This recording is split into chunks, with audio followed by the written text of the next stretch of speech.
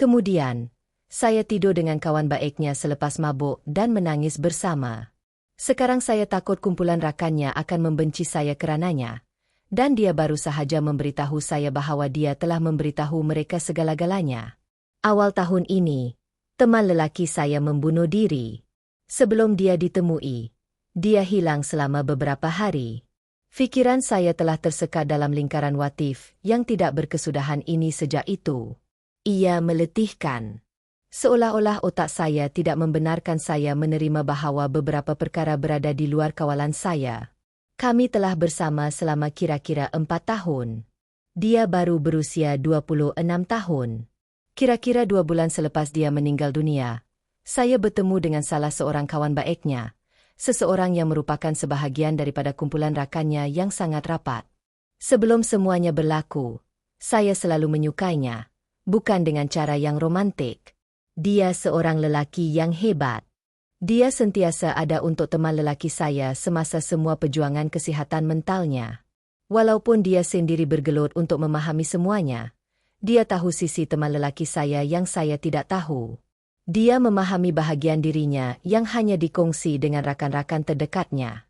Melihatnya semula selepas segalanya, ia sangat menyentuh saya. Rasanya seperti berada di tempat yang kukuh, biasa, selamat. Seperti berada di sekitar seseorang yang masih menyimpan cebisan orang yang telah hilang. Akhirnya kami pergi ke bar untuk berbual. Kami minum terlalu banyak, berterus terang tentang perkara yang tidak pernah kami luahkan, menangis, dan akhirnya kami tidur bersama. Saya tahu ia datang daripada kesedihan dan kerentanan, tetapi rasa bersalah itu memakan saya hidup-hidup. Dan apa yang lebih menakutkan saya, ialah saya merasakan tarikan yang kuat terhadapnya sekarang. Bukan sahaja secara fizikal, tetapi juga emosi. Seolah-olah saya terdesak untuk berada dekat dengan seseorang yang sedekat saya dengan teman lelaki saya. Mungkin lebih rapat lagi. Saya tahu itu mungkin tidak sihat. Dia dan teman lelaki saya mempunyai 2 orang sahabat baik lain dalam kumpulan mereka yang rapat. Saya terus terfikir, bagaimana jika dia memberitahu mereka? Mereka sentiasa melindungi teman lelaki saya. Mereka menyayanginya seperti seorang abang, dan idea mereka mengetahui apa yang berlaku membuatkan saya mual. Saya rasa mereka akan membenci saya, seolah-olah mereka akan melihat saya tidak menghormati ingatannya atau mengkhianatinya.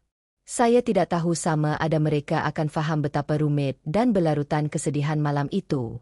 Bagaimana jika mereka fikir ada sesuatu yang berlaku sebelum dia meninggal dunia?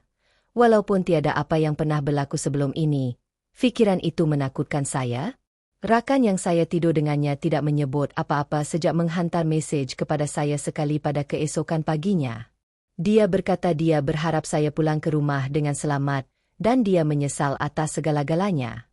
Tetapi kami belum berbincang tentang apa yang berlaku, dan sekarang saya rasa seperti saya telah menjadikan semuanya janggal sehingga tidak dapat dikembalikan. Kemas kini, saya baru-baru ini menyiarkan tentang kematian teman lelaki saya dan betapa bersalahnya saya selepas saya dan sahabat baiknya mengadakan sesi seks beberapa bulan selepas dia meninggal dunia. Ia bukan sesuatu yang kami rancang, dan ia berlaku selepas malam yang tidak dijangka dengan kenangan dan alkohol. Teman lelaki saya membunuh diri entah bagaimana yang membuatkan saya berasa lebih teruk tentang apa yang saya lakukan.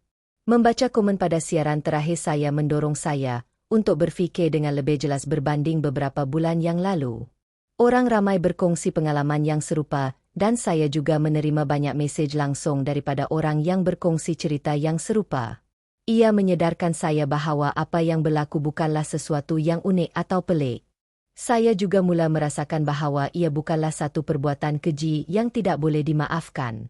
Saya masih rasa bersalah atas apa yang berlaku, tetapi secara mengejutkan tidaklah sebersalah sebelum saya menyiarkannya. Komen-komen yang keras dan menghakimi skim yang sebenarnya membantu saya mengubah perspektif saya tentang keseluruhan perkara ini. Walaupun saya rasa bersalah mengenainya, saya tidak menjangkakan ramai orang akan bertindak seperti saya telah melakukan dosa besar. Tetapi tiada seorang pun daripada mereka yang dapat menjelaskan mengapa apa yang kami lakukan begitu buruk atau jahat. Ia membuatkan saya bersikap defensif, yang dalam kes ini akhirnya menjadi perkara yang baik. Saya terus berkata, Tetapi mengapa ia begitu buruk? Mengapa saya rasa seperti ini?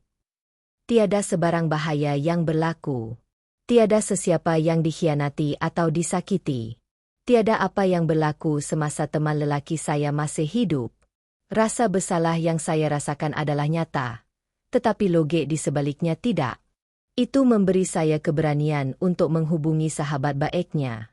Saya sedar duduk dalam kesunyian yang janggal ini adalah bodoh, dan saya tidak mahu kehilangan hubungan dengannya atau rakan-rakan terdekat teman lelaki saya yang lain kerana perkara ini.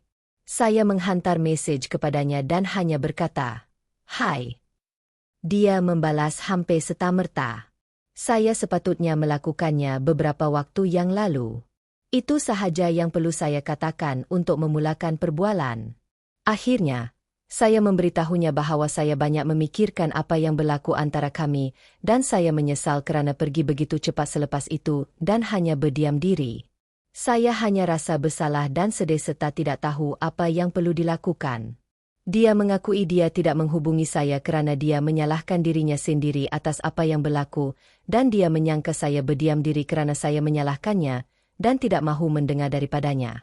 Kami berdua mengakui bahawa kami masih bergelut dengan apa yang berlaku kepada teman lelaki saya dan berasa tertekan, terutamanya dengan cuti sekarang. Kami bersetuju untuk bertemu pada keesokan harinya, tetapi kali ini kekal tenang sepenuhnya.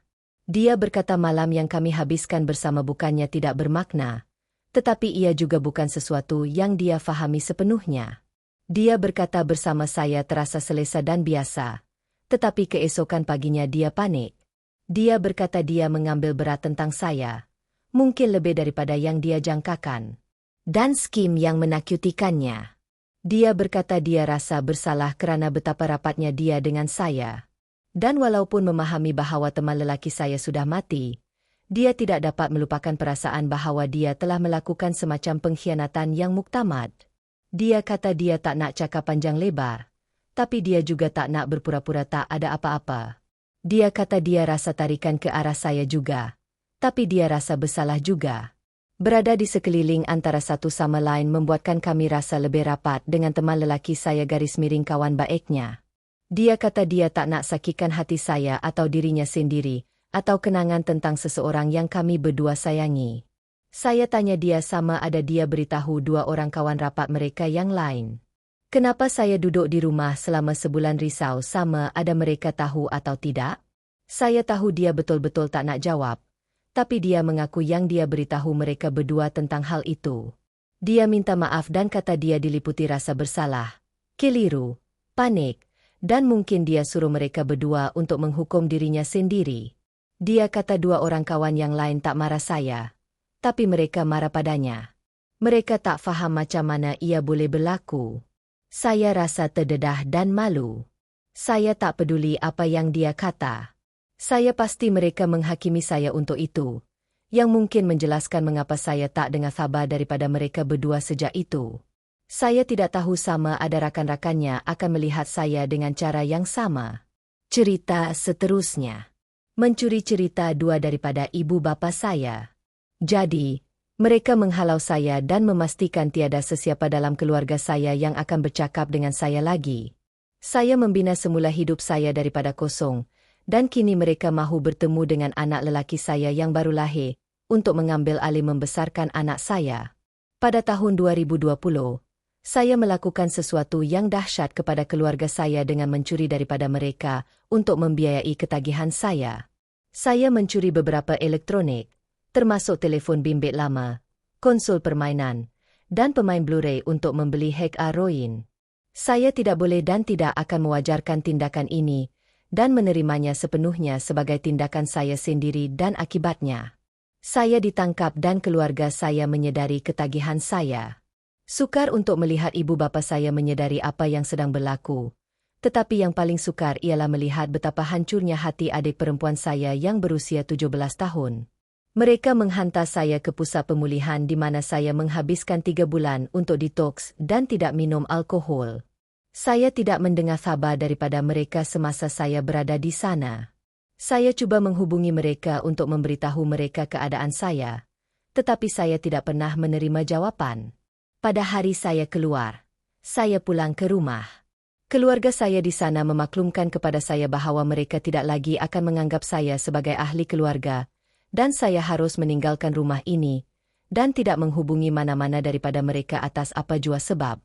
Saya coba tinggal bersama keluarga lain, tetapi apabila saya menghubungi datuk dan nenek saya diberitahu bahwa ibu bapa saya telah menghubungi mereka dan beberapa orang lain untuk memberitahu mereka bahwa jika mereka terus berhubung dengan saya dalam apa jua cara, mereka akan memutuskan hubungan dengan mereka juga.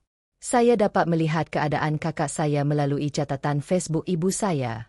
Tetapi selepas menyukai salah satu, saya telah dihantar mesej dan diberitahu bahwa saya dibenarkan melihat catatan tersebut. Tetapi semua ahli keluarga lain akan menyekat saya dan saya tidak dibenarkan berinteraksi dengan catatan ibu saya. Saya hancur sepenuhnya dan ditinggalkan di jalanan. Saya tinggal di pusat pelindungan gelandangan dan mendapat pekerjaan yang rendah untuk mendapatkan sebuah apartemen usang dan perlahan-lahan menyusun semula kehidupan saya. Saya menjalani terapi untuk memproses kesedihan yang melampau yang saya rasakan. Saya fokus pada kerja dan bersekolah dalam talian secukupnya untuk menamatkan pengajian saya sejak saya berhenti belajar pada usia 21 tahun. Saya dapat memperoleh pekerjaan yang sangat baik di beberapa negeri jauhnya dan berpindah ke sana secepat mungkin. 3 tahun yang lalu, saya bertemu dengan wanita yang kini menjadi istri saya. Bapaknya juga pernah mengalami masalah ketagihan yang serupa dan keluarganya menyambut saya dengan tangan terbuka. Tahun lepas, kami berkahwin dan 3 bulan yang lalu, kami menyambut kelahiran anak lelaki kami. Sudah tentu, sebagai seorang ayah baharu yang bangga, saya menyiarkan anak lelaki saya di media sosial untuk menunjukkannya kepada dunia. Sejak itu, saya dibanjiri dengan panggilan dan mesej yang memberitahu saya bahwa ibu bapa saya ingin bertemu dengan anak lelaki saya. Saya tidak bercadang untuk membenarkannya. Keluarga saya meninggalkan saya dalam keadaan terendah dan secara aktif berusaha untuk memutuskan hubungan saya dengan sebarang sokongan keluarga yang saya boleh perolehi.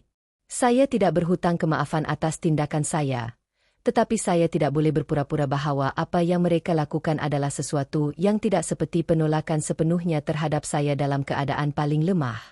Saya memberitahu mereka, dengan tidak begitu sopan, bahwa saya tidak menganggap mereka keluarga sebenar saya dan mereka tidak boleh mendekati saya, istri saya, anak lelaki kami, atau sesiapa sahaja yang berkaitan dengan kami. Saya menerima mesej setiap hari tentang bagaimana saya tidak pernah mendapat kembali kasih sayang mereka dan saya menipu mereka untuk tidak mempunyai anak lelaki lagi. Dan oleh itu, saya berhutang budi kepada mereka daripada ibu bapa saya dan orang lain. Saya langsung tidak mengalah, dan saya juga tidak pernah merancang untuk berbuat demikian. Ada suntingan. Terdapat banyak balasan dengan pelbagai pendapat dan pandangan. Saya mungkin tidak membalas semuanya, tetapi saya telah membaca semuanya. Buat masa ini, saya berundur. Saya dan istri saya telah memutuskan bahwa kami akan bercakap dengan ibu bapa saya melalui panggilan video dan membincangkan 5 tahun yang lalu dan di mana semua orang berada setakat hari ini, untuk mengukur di mana kita semua berada dan memutuskan bagaimana untuk maju ke hadapan. Saya akan mempertimbangkan semua yang saya baca di sini, dan bagaimana saya memutuskan untuk mendekati situasi ini. Saya telah melihat ramai orang mahukan maklumat terkini. Saya akan menyiarkan maklumat terkini tentang ini apabila keadaan reda dan saya boleh mengatakan dengan pasti apa yang akan berlaku. Terima kasih semua atas kata-kata baik Anda dan sebaliknya. Setiap satu daripadanya dihargai. Komen di mana Op telah membalas undian menurun pengulas. Jadi 5 tahun yang lalu Anda seorang penagih yang mengamuk yang telah mencederakan keluarga Anda. Mereka telah selesai dengan penderaan Anda dan meninggalkan Anda untuk membersihkan kekacauan Anda sendiri. Dan sekarang setelah kau berjaya menyelesaikan hidupmu, mereka adalah tidak sayang. Inilah kehidupan sebenar. Kau telah menghabiskan sumber emosi dan kewangan keluargamu. Tugasmu adalah untuk memperbaiki hubungan yang telah kau musnahkan, dan mereka mengajarmu hal itu di pusat pemulihan. Alamak. Ya, mereka memang mengajarku hal ini di pusat pemulihan, tetapi aku rasa kau salah faham apa yang aku tanyakan di sini. Aku tidak bertanya sama ada mereka selepas apa yang aku lakukan kepada mereka. Aku tidak mengatakan mereka berhutang sesuatu yang tidak aku terima. Mereka berhak sepenuhnya untuk memutuskan hubungan denganku, walaupun itu menyakitkanku hampir tidak dapat diperbaiki. Itu terpulang kepadaku. Apa yang aku katakan ialah mereka tidak dapat memadamkan aku daripada keluarga. Secara aktif berusaha untuk memastikan tiada sesiapa yang berkaitan denganku yang akan bercakap denganku selama 5 tahun dan kemudian memutuskan bahawa mereka dapat kembali ke dalam hidupku kerana mereka mahukan akses kepada anakku. Komen 1. Adakah ibu bapa atau ahli keluarga lamamu yang lain pernah meminta maaf kerana menjahimu sepenuhnya? Alamak. Tidak. Saya tidak pernah mendengar khabar daripada mana-mana saudara mara saya dalam tempoh 5 tahun antara masa itu dan sekarang. Mereka telah menyekat saya dalam semua perkara. Ibu saya membenarkan saya melihat catatan media sosialnya kerana saya ingin tahu keadaan kakak saya. Itu sahaja. Komen kedua. Jika ibu bapa benar-benar ingin bertemu anak Anda, mereka akan memohon maaf. Bagaimana dengan kakak Anda? Ada sebarang hubungan dengannya? Alamak. Tidak. Kakak saya tidak dibenarkan mempunyai sebarang media sosial sejak dia kecil. Jadi dia tidak menggunakannya sebagai orang dewasa. Saya melihat acara seperti tamat pengajian kolej dan kemaskini hari lahirnya di Facebook ibu saya dan itu sahaja. Dia tidak menghubungi saya. Alamak jika dia masih tidak dianggap sebagai sebahagian daripada keluarga jika mereka mahu akses kepada anaknya. Cucunya. Alamak. Kami berbual sekali, dan di dalamnya saya memberitahu mereka bahawa mereka mahu saya menjauhkan diri dan saya melakukan apa yang mereka minta. Mereka tidak menunjukkan sehingga itu bahawa mereka mahu saya kembali dalam hidup mereka. Saya masih terluka dengan itu, dan saya masih berusaha untuk berdamai dengannya. Mereka tidak menunjukkan bahawa perasaan mereka terhadap saya telah berubah. Maklumat tambahan daripada OP. Saya ingin menambah beberapa konteks di sini, yang pada mulanya saya tinggalkan untuk tujuan keringkasan. Ibu bapa saya dan saya, terutamanya ayah saya, memang mempunyai beberapa ketegangan dalam hubungan kami sebelum semua ini, tetapi ia tidak berkaitan dengan ketagihan saya. Ayah saya seorang tradisionalis yang sangat ketat yang mempunyai hala tuju hidup yang sangat jelas untuk anak lelaki tunggalnya termasuk saya mendapatkan ijazah kejuruteraan elektrik dan mengambil bahagian dalam perniagaannya. Saya langsung tidak berminat dalam hal itu. Saya sentiasa suka menulis dan ingin meneruskannya. Jadi apabila saya berpeluang di kolej, saya beralih kepada jurusan bahasa Inggeris untuk meneruskan penulisan profesional seperti penulisan teknikal dan penulisan iklan. Ini membuatnya sangat kecoh. Ia tidak membantu kerana saya secara terbuka biseksual dan berpacaran dengan lelaki dan wanita semasa di kolej. Apabila saya mendedahkannya, saya menjangkakan sedikit tentangan dan menerimanya, tetapi kekecewaannya kebanyakannya tidak diluahkan, walaupun masih ketara. Saya berhenti sekolah dan mula bekerja sepenuh masa sebelum saya menamatkan pengajian saya. Beban kerja di samping kesihatan mental saya yang sudah buruk memberi lebih banyak tekanan kepada saya daripada yang saya dapat kendalikan pada masa itu.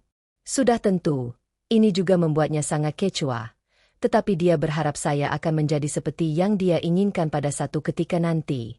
Saya berpacaran dengan seorang lelaki yang sedang menggunakan dan saya pernah bersamanya untuk menangani masalah yang saya hadapi. Dia membiarkan saya menggunakan apa sahaja yang dia dapat, dan sebagai balasannya, saya bekerja dan membayar bel untuk apartemen itu. Saya kehilangan pekerjaan dan hampir diusir apabila kami berpisah. Kemudian saya mula menjual barang-barang saya dan dalam usaha terdesak, mencuri daripada keluarga saya. Saya ditangkap selepas sekali mencuri itu, dan ketika skim ketagihan saya terbongkar. Sekali lagi, saya tidak memberi alasan untuk mencuri. Saya membuat pilihan itu dan menerima bahawa mereka merasakan keperluan untuk memutuskan hubungan saya walaupun ia mengambil masa bertahun-tahun untuk sampai ke tahap itu. Tetapi mereka berusaha keras untuk memastikan saya tidak mempunyai sesiapapun, dengan berkesan meninggalkan saya dan memadamkan saya daripada kehidupan seluruh keluarga. Mereka melakukan ini kepada saya kerana tahu saya tidak akan mempunyai sesiapapun. Satu-satunya sebab mereka mahu kembali dalam hidup saya sekarang adalah karena saya mempunyai sesuatu yang mereka mahukan. Anak saya, cucu mereka. Mereka tidak mahu berjumpa saya lagi kerana mereka menyayangi saya, atau kerana mereka mengambil berat tentang pemulihan dan kejayaan saya. Dan skim sebabnya situasi ini menyakitkan hati, dan membuatkan saya sangat marah. Kemas kini. Sedikit yang lalu, saya menyiarkan satu thread di sub ini. Saya ingin mengucapkan terima kasih kepada semua orang atas kata-kata mereka, baik dan tidak baik. Saya mengimbas kembali catatan itu, dan merasakan saya tidak mencapai sasaran dalam beberapa aspek, untuk cara saya meluahkan diri dalam situasi itu. Jadi, ia ditafsirkan dengan cara yang sangat berbeza oleh orang yang berbeza. Pada mulanya saya ingin menangani perkara tersebut, tetapi sejujurnya, saya bersedia untuk meninggalkan ini, jadi saya tidak akan berbuat demikian. Satu-satunya perkara yang akan saya jelaskan memandangkan ia timbul beberapa kali, keluarga saya tidak membayar untuk penginapan saya di pusat pemulihan. Saya memperoleh kurang daripada 20,000 setahun, dan majikan saya hanya menawarkan HSA untuk faedah kesihatan, jadi saya layak untuk Medicaid dan telah menerimanya sejak saya berpindah keluar dari rumah. Medicaid di negeri saya membayar kos pemulihan pesakit dalam. Dan beginilah cara rawatan saya dibiayai. Demi keringkasan dan supaya saya tidak terlalu memikirkannya lebih lama daripada yang sepatutnya, saya akan membincangkan secara ringkas beberapa konteks yang berkaitan dan ringkasan ringkas tentang apa yang diluahkan oleh ayah saya kepada saya semasa perbualan kami. Untuk menambah beberapa konteks yang saya fikir menjelaskan pemikirannya, saya akan memberikan beberapa sejarah ayah saya di sini. Dia datang dari China KS untuk melanjutkan pelajaran ke kolej dan jatuh cinta dengan negara itu. Ayah saya membenci China dan komunisme. Dia melihat Amerika sebagai sebuah negara di mana dia boleh berpeluang untuk berkembang maju dengan cara yang tidak dapat dilakukannya di negara asalnya. Jadi dia berkahwin dengan seorang wanita Amerika dan tinggal di sini, memulakan perniagaannya sendiri. Impian ayah saya adalah suatu hari nanti dia akan mewariskan perniagaan ini kepada anaknya, kemudian kepada cucunya, yang terus diwarisi sebagai legasinya. Dia seorang ibu bapa yang sangat patuh, dan ibu saya, yang sentiasa patuh, turut serta. Saya telah diberitahu sejak kecil bahwa inilah masa depan saya, dan hidup saya disusun berdasarkannya, sehinggalah ke university yang akan saya hadiri dan jurusan saya. Semua ini akan memberikan konteks kepada jawatan ayah saya. Panggilan itu hanya saya, istri saya, dan ayah saya. Ia merupakan perbualan yang panjang dan janggal, tetapi inilah intinya. Ayah saya menganggap biseksualiti saya dan keputusan saya untuk tidak menamatkan pengajian kolej sebagai tindakan langsung yang menunjukkan ketidaksyukuran terhadap usahanya dalam membesarkan saya, dan merasakan bahwa saya tidak bersyukur kerana dia tidak mengambil tindakan terhadap saya sebelum ini. Saya yang biseksual masih memberi ruang untuk berkahwin dengan seorang wanita dan mempunyai anak, jadi dia tidak campur tangan dalam hal ini. Dia masih boleh mengajar saya cara menguruskan perniagaan walaupun saya perlu mengupah orang lain untuk membantu kerja fizikal yang terlibat dengannya. Jadi, dia melupakan hakikat bahwa saya berhenti kolej. Walau bagaimanapun, bukanlah kecurian yang mematahkan semangatnya. Hakikat bahwa saya menggunakan Dr. G sama sekali. Dia kecewa kerana saya telah mencuri dari rumah, tetapi baginya, ia akhirnya tidak penting berbanding saya menyalahgunakan bahan. Hakikat bahwa saya menggunakan Dr. G sama sekali bermakna saya tidak boleh dipercayai dengan legasinya, dan memandangkan saya tidak dapat menyumbang kepada legasi keluarga, adalah perlu untuk menyingkirkan saya sepenuhnya daripada keluarga, untuk mengelakkan rasa malu kerana mempunyai seorang penagih di kalangan mereka. Dia menjelaskan bahwa inilah perasaannya ketika itu, dan perasaannya tidak berubah dan tidak akan pernah berubah, tidak kira betapa bersihnya saya, atau betapa berjayanya saya kerana saya merosakkan impiannya. Walaupun begitu, saya berhutang budi kepadanya dengan meninggalkan keluarga tanpa seorang anak lelaki untuk diwarisi. Kini setelah saya mempunyai anak lelaki sendiri, ada potensi legasi ayah saya dapat diwarisi kepadanya. Sebagai seseorang yang menggunakan Dr. G, ini memerlukan dia dan ibu saya untuk campur tangan bagi memastikan anak saya dibesarkan dengan betul ke kedudukan yang akan saya warisi. Saya tidak dapat bercakap dengan ibu saya untuk bertanya kepadanya tentang mesej yang telah dihantarnya kepada saya. Panggilan itu berakhir dengan tiba-tiba apabila istri saya menyedari bahawa ia bukanlah perbualan yang akan membawa ke mana-mana. Saya berada dalam keadaan yang teruk untuk hujung minggu. Selepas malam Jumaat itu, saya tidak dapat mengungkapkan dengan kata-kata betapa bersyukurnya saya kerana istri saya ada di sana untuk membantu saya kekal waras. Saya akan menghabiskan sisa hidup saya melakukan segala yang mungkin untuk menjadi orang yang kuat untuknya seperti dia untuk saya. Buat masa ini, kebanyakannya adalah dalam bentuk mengambil semua kerja rumah selain memainkan peranan saya untuk menjaga bayi sementara badannya pulih. Apabila anak lelaki kami membesar, saya akan terus mencari cara baharu untuk memberitahunya betapa saya menghargainya. Bagi masa depan, inilah yang telah kami putuskan daripada pihak saya. Saya akan bekerja lebih sedikit. Bagi mereka yang tertanya-tanya, saya akhirnya menjadi seorang penulis teknikal, dan ia adalah pekerjaan yang saya agak mahir. Ia juga bermanfaat untuk kami hidup dengan selesa, walaupun saya bekerja jauh di bawah jadual kerja sepenuh masa. Apabila saya bertemu istri saya menggunakan kerja sebagai pengalih perhatian saya. Marco Pierre White betul apabila dia berkata, kerja adalah ubat tahan sakit terbaik yang pernah dicipta oleh manusia. Walau bagaimanapun, saya tidak fikir ini adalah cara yang sihat untuk mengatasi masalah ini memandangkan saya mempunyai anak. Saya telah memutuskan untuk menggunakan masa cuti tambahan untuk menghadiri sesi terapi tambahan setiap minggu bagi rawatan yang lebih intensif, dan untuk membantu membangunkan beberapa mekanisme mengatasi masalah yang lebih baik yang tidak melibatkan saya berusaha untuk menghadapi masalah awal. Bagi anak lelaki kami telah memutuskan bahawa ibu bapa saya tidak akan menjadi sebahagian daripada hidupnya untuk masa hadapan yang boleh dijangka. Kami tidak pasti apa yang akan kami beritahu kepadanya, tetapi apabila dia membesar dan kami melihat lebih banyak kepribadiannya, kami merancang untuk bercakap dengan kaunselor yang mempunyai pengalaman dalam psikologi kanak-kanak untuk mencari jalan untuk mendekati subjek ini yang tidak akan menyusahkan atau mengelirukannya. Ramai orang menyebut tentang idea saya untuk mengambil nama istri saya. Kami memikirkannya seketika, tetapi akhirnya kami memutuskan bahawa kami akan memilih nama keluarga baharu sepenuhnya. Ia terasa seperti permulaan yang baharu untuk legasi baharu. Kami belum pasti nama mana yang akan kami gunakan lagi, tetapi kami berharap dapat yang dilakukan menjelang akhir tahun. Dan sejujurnya, itu sahaja. Tidak banyak lagi yang boleh dilaporkan. Saya tahu kemas kini ini akan mendapat pelbagai respons. Maaf kerana mengecewakan, tetapi saya tidak akan membaca atau memberi respons kepada mana-mana daripada mereka. Saya kenal siapa saya sekarang. Saya tahu saya seorang bapa yang berkebolehan dan suami yang penyayang. Saya tahu saya mempunyai penyakit yang meletakkan saya dalam keadaan yang merugikan apabila melibatkan kepercayaan atau rasa hormat sesiapa sahaja kerana pilihan saya pada masa lalu. Dan saya tahu bahawa meskipun begitu, saya akan terus menjadi lelaki terbaik yang saya mampu untuk keluarga saya.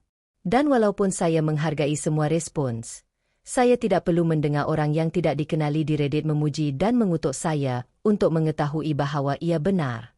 Saya akan log keluar dari akaun ini selepas menyiarkan ini, dan saya tidak akan log masuk semula. Terima kasih kerana membaca.